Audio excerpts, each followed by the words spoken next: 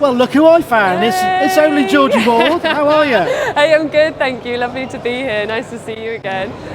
Yeah, well, I was really glad that we bumped into you. I mean, you very kindly, last time we spoke to you, you did some questions for our Christmas quiz. Oh, yes. Oh, yeah. That was brilliant. That was fun. It was good fun. So much has happened. I mean, I don't know where to begin really, because I mean, you've only been touring with one of the biggest acts in the world. Wow. So you've been on the road with Dua Lipa. Yeah. Playing keyboards, and it's a full-on It was a full-on tour. Yeah, a whole year-long world tour, and it was amazing. You know, we got to go all over and see some amazing places and play to some amazing crowds. So yeah, it was a dream gig.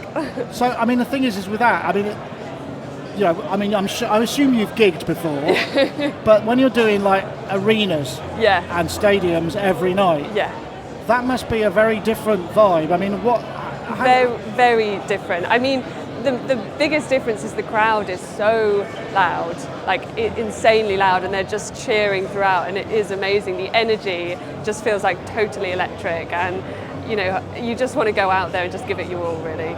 That must be interesting. I mean, I assume also, I mean, what's life like without that in? Because that must be very addictive, that vibe. I mean, where do you get that level of euphoria anywhere else? I mean, it's not available to most humans, right?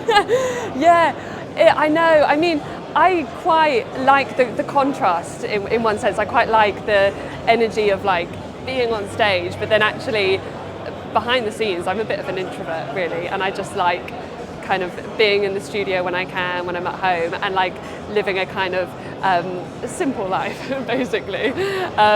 But yeah, it's just an amazing opportunity to get to do something like that. So you were playing keyboards. What Yes. sort of I mean, presumably there's more than one keyboard player. I mean, what was the setup? So for that gig actually, it was just me on keys. It was a kind of traditional band. We had keys, bass, drums, guitar, and then 4 backing singers. So yeah. But I mean, presumably when you're doing high pop production, I mean, there's playback, there's very specific repeatability. I'm curious, do you know much about what was going on sort of under your fingers, as it were, or were you mostly just involved in like, I play this part, that part? Mostly just as a kind of session player. I mean, what was interesting is I came in sort of at a slightly strange point because the tour was postponed because of lockdown. So actually, I think it was meant to happen in 2020, and it ended up happening in 2022. So the whole tour was built basically, and they were ready to go on the road, and then lockdown happened and everything was kind of shut down. So I then came on for the sort of next round of the tour. Did you join the gang, as it were, that had already been? That must have been hard. How was that? I mean, it was. I mean, there's such an amazing group of people, and it was just, it was an amazing band to be a part of, basically. Yeah, I can imagine just the sort of. So, how often? What was the schedule like? Were you playing most nights, or did you have like night off? On average, it was about 4 shows a week. But most of the shows were in different places, so you're travelling a lot, basically. So they did that leapfrog thing, like so one crew would head over and set up the next gig. And I mean, that's top draw stuff, right? Yeah, it's an amazing production. Any private jets?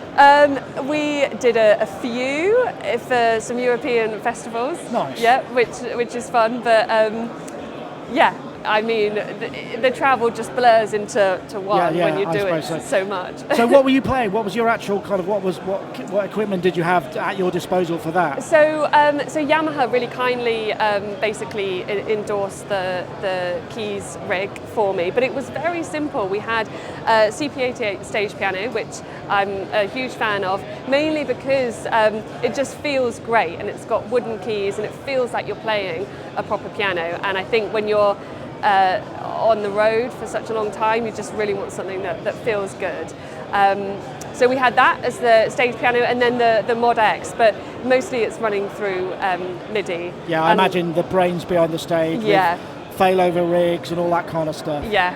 So, I mean, you're a great pianist anyway, so was it technically challenging, or was it more the sort of like this the jigsaw issue where you've got to fit things together? Yeah, it wasn't.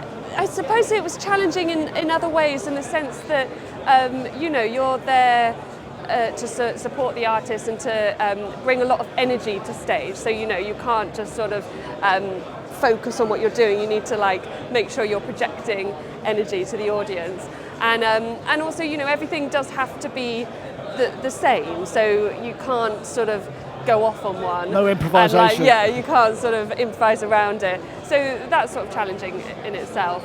That's interesting. So did they kind of specify how you would amplify yourself and present your energy, or did you sort of have to find your own way? Well, I sort of found my own way. I mean, what was quite funny is I was right by all the backing singers, and nice. they have a lot of choreography. So I just sort of picked up on their choreography and just started moving with them. And there were moments where we all would go out to stage and we'd be off our instruments and just clapping and things like that. So yeah, but you just sort of pick it up, really. It sounds like a fantastic experience. Yeah.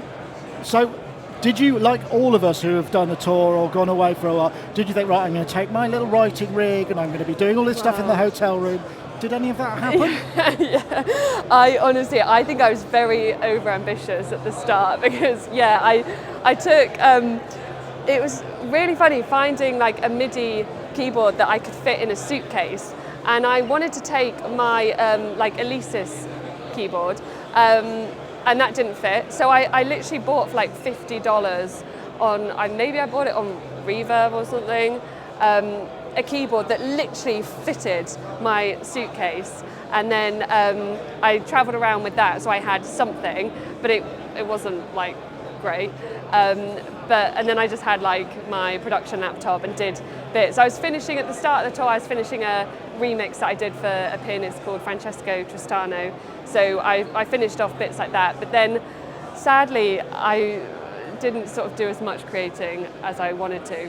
I mean, I can imagine that, the other thing is the amount of energy you have. I mean, it sounds like a poor recording artist or poor performer, but that level of amplification on a week is not easy to sustain. I mean, did you find you were kind of quite exhausted at the end of the tour? It is exhausting just from all the travel and traveling on planes a lot and crossing time zones is tiring, and also the other thing which kind of prevented me from taking gear out is we were losing luggage quite a little bit, so I didn't want to take expensive laptops and things and or keyboards and things that were just going to get lost. That's interesting. So. I spoke to Rich Hilton, who's sometimes on our podcast, and he did a lot of touring with Chic, and in the end they lost so much luggage that they ended up chartering flights because it was safe. So which is crazy, really. But that's what you end up having to do. So but since you've been back, you've been busy. You've got is it an EP or an album? I've got an EP, 5-track EP. And that's coming out next week, isn't it? Yeah, so that's coming out on the 6th of October. I had a single out yesterday, so it was the 29th of October, and of September, sorry. Yeah. And it's basically an EP that I wrote before the tour. And then I had aimed, again, it's kind of related to your previous question, aimed to sort of finish it off during the tour and didn't, basically. So finally it's coming out. It feels a little bit weird putting it out now because actually it was a moment in time that was a while away, so I feel a little bit detached from it. But I'm just, it's great that it's coming out. So, sorry, what's it called? It's called Flightless. Flightless. And it kind of reflects each track reflects a sort of style of movement, and I think the point of time when I wrote it was during lockdown, and I also had some foot surgery, so I actually wrote most of the album on the floor. I'd have my Prophet 6 or my UDO Super 6 on my lap, quite literally, whilst trying to also elevate my feet, and I would just be writing one synth at a time, right? Because I was just kind of recovering. So I guess Flightless is quite apt in a way. Yeah, exactly, and also one of the title track, Flightless, has this sort of waddling penguin-like bass line. So I wanted the name to reflect that, because obviously I think penguins don't fly. Generally not. Water. Some people say they. Yeah. And then there's tracks like Move Out, which actually I have redone because I think you played an early version, yes, an early live version of that's that. right. At St George's Hall, Yeah, so actually I've got a version of that on it. And then, they're all quite different, but they're all like instrumental and electronic and quite intense. Oh well, we'll look forward to hearing those. I was just sort of imagining that you were sort of really tempted to put like stadium top of the pop choruses and everything, where people could clap their hands or something. It'd be more commercial if I did that, actually. Well, probably yeah, get but more radio plays. Maybe so. But.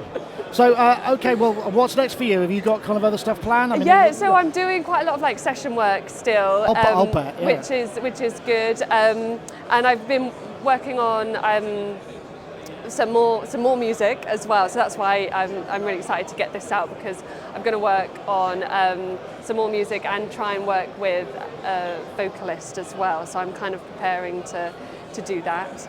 And then just looking forward, I've got more projects with the Power Orchestra, who are based in Bristol, and I'm doing a project with Surgeon's Girl, and I just went to a talk with her, and I think she's performing now actually.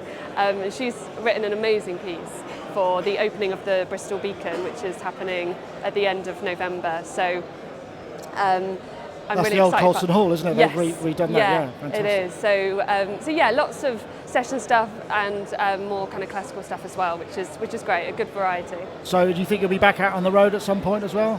Potentially, yes. I mean, the thing is, when you do a gig like you've just done, people go, oh, there's someone who can do that. And there aren't many people who can, are there? So once people know that you're able, you'll get the calls, I would imagine. Yeah, it is good. I mean, there's a lot of amazing like musicians out there, but also some people don't like touring as well. You know, you are away from home for last year. I was away from home for a long time, and that can be like quite tough on some people. I love it, but it's not for everyone. And it's not for everyone all the time as well. It's just, I think back-to-back touring would be pretty tough.